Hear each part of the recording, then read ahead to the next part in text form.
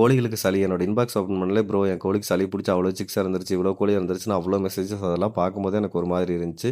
ஆக்சுவலா நான் அதில நோட் பண்ணது என்னன்னா, பாதி கோழி சளினால இறந்துருந்துச்சுன்னா, பாதி கோழி தப்பான ட்ரீட்மெண்ட்னாலே இறந்திருக்கு. ஆக்சுவலா நம்ம சளிக்கு ட்ரீட்மெண்ட் அப்படின்னு சொல்லிட்டு கேட்டோம்னா, காமனா சொல்லுவாங்க. அத நம்ம ட்ரீட் பண்றப்போ, அது அவ்வளோ எஃபெக்டிவா இருக்காது. ஏன்னா நம்ம சளிக்கு ட்ரீட்மெண்ட் பண்றப்போ, நம்ம கோழிக்கு எதனால சளி பிடிச்சிருக்கு, அது எந்த ஸ்டேஜ்ல இருக்கு, கோழியோட ஏஜ் என்ன, இது எல்லாத்தையும் தெரிஞ்சு ட்ரீட் பண்ணணும். அதனால தான் நம்ம இந்த மெடிசன் சீரியஸ் எபிசோட்ஸ்லயே வந்து கோல்டுக்கான ட்ரீட்மெண்ட்னு ஒரு வீடியோ போட்டுறலாம் அப்படின்னு முடிவு பண்ணேன்.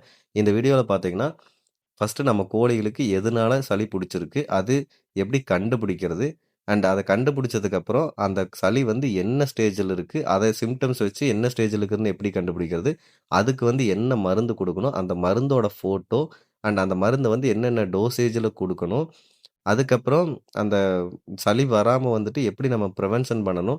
எதனால வருது? அண்ட் இந்த ட்ரீட்மெண்ட்லாம் குடுக்குறப்ப அந்த கோழிகள எப்படி பார்த்துக்கணும்? இது எல்லாத்தையுமே நான் ஒரே வீடியோல கவர் பண்ணி நம்ம யூடியூப் சேனல்ல போஸ்ட் பண்ணியிருக்கேன். நம்ம யூடியூப் சேனலோட லிங்க் நம்ம இன்ஸ்டா பயோல இருக்கு. அப்படி இல்லன்னா இந்த வீடியோ லிங்க்னு கமெண்ட் பண்ணுங்க. சேனல் லிங்க் ஆட்டோமேட்டிக்கா உங்க இன்பாக்ஸ்க்கு வந்துரும். அண்ட் இந்த வீடியோவ முழுசா பார்த்தீங்கன்னாவே, உங்களுக்கு கோல்ட பத்தி எல்லாமே தெரிஞ்சிரும். அதனால முழுசா பொறுமையா பாருங்க. அண்ட் உங்க ஃப்ரெண்ட்ஸுக்கும் ஷேர் பண்ணுங்க. ஏதாவது டவுட் இருந்தா கமெண்ட் பண்ணுங்க.